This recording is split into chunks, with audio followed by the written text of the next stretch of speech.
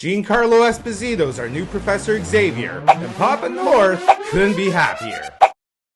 North! Hot takes! That's right, Giancarlo Esposito's supposed to be announced as our new Professor Xavier at San Diego Comic-Con 2022, and although Papa North usually doesn't like a race swap, We play with the cards we're dealt. I think for some of the fandom that's going to have a problem with this casting, perhaps we should check out some of Giancarlo's resume. With such TV hits as The Mandalorian, Breaking Bad, Better Call Saul, great movies like The Usual Suspects and The King of New York.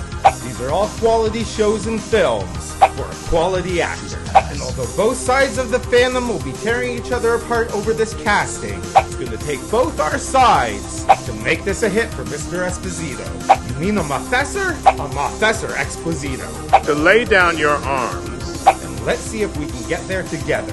One of the big complaints about the MCU is they're all out of fresh ideas. Like for the last 22 years, we've only seen 2 iterations of Professor Xavier. Patrick Stewart and James McAvoy was great at what they did, but it's time for the MCU fans to move past those 2 actors. And with any show or series that Giancarlo Esposito's been in, he's always been cold and calculating, but also very cool and collected. And in this role, I can see him being someone who understands the powers that he has. And although there are things about the world he lives in he doesn't like, he'll always begrudgingly do the right thing, telling his students to bide their time and win with leverage, not force. He doesn't need brute strength or even his psychic powers, because he's that freaking smart. It's a demeanor Giancarlo has worked on his whole career. And whether he's facing off against a ragtag band of misfits in The Mandalorian, or putting Homelander in his place in The Boys, when Giancarlo's around, we always know who's in control and exactly how things are going to get done. And the relationship between Professor Xavier and Magneto was always supposed to mirror